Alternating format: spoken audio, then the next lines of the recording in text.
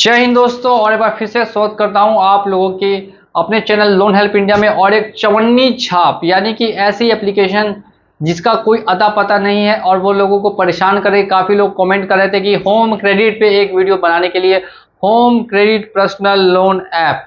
अगर आपने भी इस एप्लीकेशन से पर्सनल लोन लिया है तो ये वीडियो आप लोगों के लिए काफ़ी ज़्यादा इंपॉर्टेंट है। वीडियो को एंड तक वॉच कीजिएगा तो आपको सभी बातें क्लियर समझ में आएंगी। अगर आपने भी इस एप्लीकेशन से कभी भी लोन लिया और उसका रिपेमेंट अभी तक नहीं किया है या लोन लेने वाले हैं तो फिर ये वीडियो ज़रूर देखिएगा। आपको मैं इस एप्लीकेशन का सच और झूठ क्लियर कर दूंगा। सबसे पहले उन लोगों का स्वागत है जो सबसे पहली बार चैनल पे आए और जिन्होंने चैनल को सब्सक्राइब नहीं किया, वो लोग चैनल को सब्सक्राइब करके बेल आइकन को प्रेस कर देंगे ताकि ऐसे ही इंफॉर्मेशन वाली वीडियोस आप तक सबसे पहले मेरी पहुंच सकें। अब हम लोग आते हैं टॉपिक पर। एप्लीकेशन का नाम है होम क्रेडिट। प्ले स्टोर पर उपलब्ध है, 10 लाख से ज़्यादा डाउनलोड है, 1-2 लाख से ज़्यादा यूज़र्स हैं। अब अगर आप भी इसका यूज़ करके कहीं पर पर्सनल लोन ले चुके हैं, मान लीजिए कि मैंने लोन लिया, एग्जाम्पल मैं आपको सेट करके समझा रहा हूँ, ज़्यादा अच्छे से समझ में आएगा। मैंने 1 लाख रुपए का होम क्रेडिट से लोन ले लिया, 1 महीने डिफ़ॉल्ट किया। 1 महीने के अंदर में 100 बार मुझे कंपनियां कॉल करेगी, कॉल करके परेशान करती रहेगी। बार बार कॉल आएंगे, बार बार कॉल आते रहेंगे और मुझे परेशानी होती रहेगी। मैं अपनी तरफ से ये कोशिश करूंगा कि एप्लीकेशन को एक मेल करूं, मैसेज करूं और उनको बताऊं कि मेरी जो फाइनेंशियल सिचुएशन है वो फ़िलहाल सही नहीं है। मेरी जो जॉब थी वो चली गई है और जिस वजह से मेरे पास कोई इनकम का सोर्स नहीं है और मैं उनका पेमेंट अभी नहीं कर पाऊंगा और मुझे 3 महीने या 6 महीने का समय चाहिए होगा, उसके बाद ही मैं पेमेंट कर पाऊंगा। और ये मैं कंपनी को मेल करूंगा और कंपनी को मेल करने के बाद कंपनी से रिप्लाई का वेट करूंगा।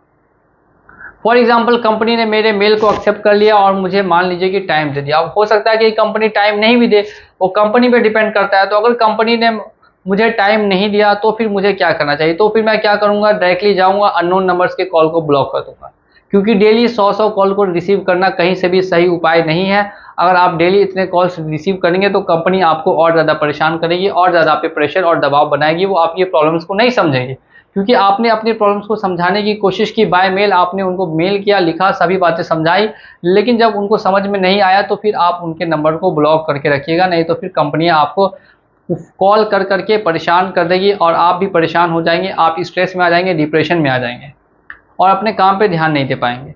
अब दूसरी चीज़ क्या है, अब मेरे ऊपर एक नोटिस आएगा, 1 महीने बाद मुझे नोटिस मिलेगा। उस नोटिस में लिखा होगा कि मेरे ऊपर 10 पारा धारा लग चुकी है और अब मुझे जेल होगी, मुझे कोर्ट जाना होगा।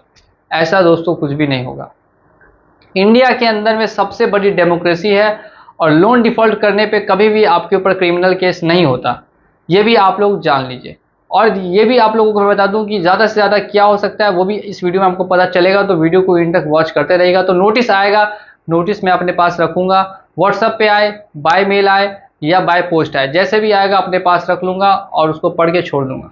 सेकेंड नोटिस आएगा, थर्ड नोटिस आएगा, ऐसे करके लगातार नोटिस आपको भेजे जाएंगे। बस आपको ध्यान ये रखना है कि नोटिस में कहीं पर भी केस नंबर मेंशन किया हुआ ना हो। अगर केस नंबर मेंशन किया हुआ है तो फिर यहाँ पे थोड़ी सी दिक्कत आ सकती है, थोड़ी सी दिक्कत आएगी, ज़्यादा नहीं। और अगर केस नंबर मेंशन नहीं किया है तो कोई भी दिक्कत आपको नहीं आएगी। अब फिलहाल होम क्रेडिट वाले इतना तो आपके साथ करेंगे ही, नोटिस और कॉल ये तो इनका फिक्स है। इससे आगे क्या कर सकते हैं? इससे आगे दोस्तों ये हो सकता है कि आपके कॉन्टैक्ट्स पर कॉल कर दे। अब आपने तो रेफरेंस में 1-2 नंबर ऐड किया होगा, हो सकता है गलत सही जो भी नंबर ऐड किया हो, लेकिन ये आपकी कॉन्टैक्ट लिस्ट को निकालेंगे, उन पर कॉल करना शुरू कर देते हैं। अब ये हर केसेस में नहीं होता है। अगर आपने एप्लीकेशन को स्टार्टिंग में ही फ़ोन से डिलीट कर दिया और वो एप्लीकेशन आपके फ़ोन में रही नहीं तो आपके डाटा को स्टोर कर नहीं पाई तो फिर आपको कॉल नहीं कर पाएगी। लेकिन इन केस अगर आपने ऐसा नहीं किया तो हो सकता है कि आपके जो कॉन्टैक्ट्स हैं उन पर कुछ कॉल्स जाएँ, मैसेजेस जाएँ। ऐसा बिल्कुल पॉसिबल है और काफ़ी केसेस में ऐसा देखा भी जाता है। लेकिन ये आरबीआई का जो नियम है उसके बिल्कुल ही विरुद्ध है, उसके बिल्कुल ही खिलाफ है। लेकिन फिर भी कंपनियां ऐसा क्यों करती है? ताकि उनका जो लोन है वो जल्द से जल्द रीपेमेंट हो सके। अब इसके बाद रिकवरी एजेंट्स को लेकर काफ़ी लोगों को प्रॉब्लम्स होती है। रिकवरी एजेंट को लेकर काफ़ी वीडियोस मेरी पहले आ भी चुकी है और मैं आपको फिर से बता दूं कि अगर रिकवरी एजेंट्स आपके घर पे आते हैं तो वो रिकवरी एजेंट्स 110% फर्जी होते हैं। अब आप लोग सोचेंगे कि मैं आखिर हर वीडियो में ऐसा क्यों बोलता हूं, तो इसके पीछे दोस्तों मेनली 2 कारण हैं।